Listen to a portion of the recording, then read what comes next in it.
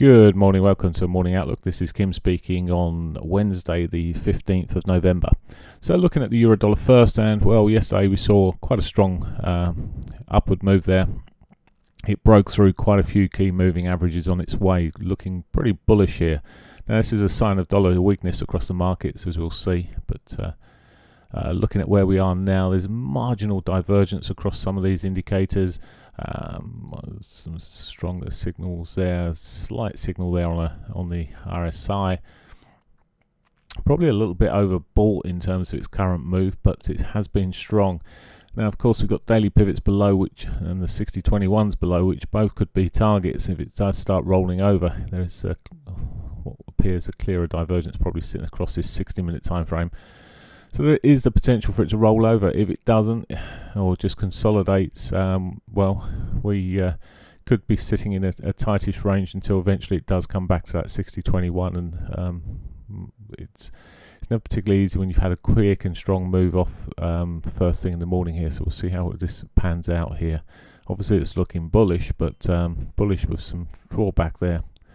Cable, well, cable's still range bound here effectively. It's just run back up to its daily 34, 4 hourly 200 there. It's got potential. It breaks that 200. It could shove on towards the R1, maybe those prior highs from last week there, last Friday. It still hasn't quite filled that gap. Actually, it's probably not too far off filling that gap, actually. I'm just looking. It nearly filled the gap yesterday afternoon in the end.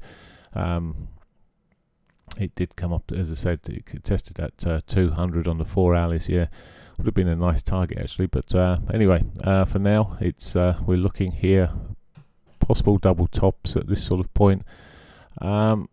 Maybe when it does that, it may be a bit, no, it won't be any 4 hour divergence. That'll be worn off. So really looking for upward momentum. I really want to see a break of that 200, 4 hourly 200 there, and then maybe a retrace, and we'll be buying back towards that monthly pivot.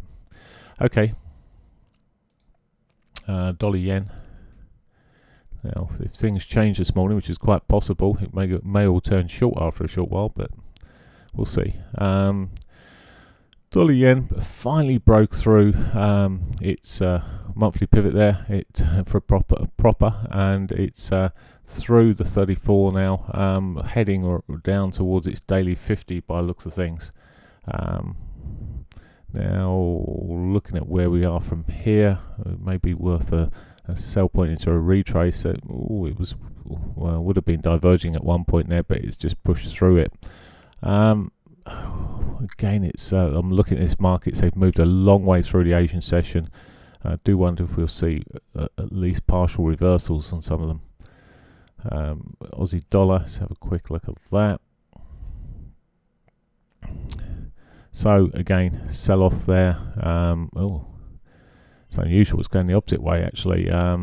So what we're doing here, this is weakness in the numbers coming through. There we go. There's weak numbers, and it's really just continued in trend, as opposed to the others which have bucked the trend a little bit there. Well, that does look weak, but it's already done a huge move overnight there. It could just well consolidate during the day, so I won't spend any more time looking at that. Finally, the Canadian dollar. Canadian dollar, well, it was looking half decent to carry on and push through the regression channel. It's corrected itself once again. It does seem to be in this quite choppy patch at the moment. Is it going to continue to roll to the downside here? Well, we'll see. It's early morning. It's sort of just been drifting down a little bit more. It may still have some further upside. It's just a quick flick across to see what oil's been up to, because it did sell off quite strongly yesterday afternoon. Yep, and that followed through into the evening. It's just, well, consolidated now at that $55 dollars a barrel. So Canadian dollar. So let's just go back to that. Some where it is at the moment. Well, any strengthening in that oil price could well see Canadian dollar coming back towards yesterday's lows in this pattern it's doing intermediately here. Any reversals, well, we could be buying back at some point, but for now it's in this intermediate time frame it looks choppy but bearish. Right, that's pretty much it for me. Hope you have a great day. Oh, sorry, I didn't mention the news that the key news out for today, and we've got the employment data coming out this morning for the UK. We'll be particularly looking at the average earnings number. Inflation was not quite as strong as expected, but I'll be looking at that average earnings number. It's expected to come in at 2.1, which is less than previous. Now, if that comes in even less than that, I think we'll see the pound sell quite strongly. Later in at 1:30, we've got the inflation data coming out for the US. So again, key data at the moment. So we'll be watching that. Now, of course, we've got this lovely speaker at 1 p.m.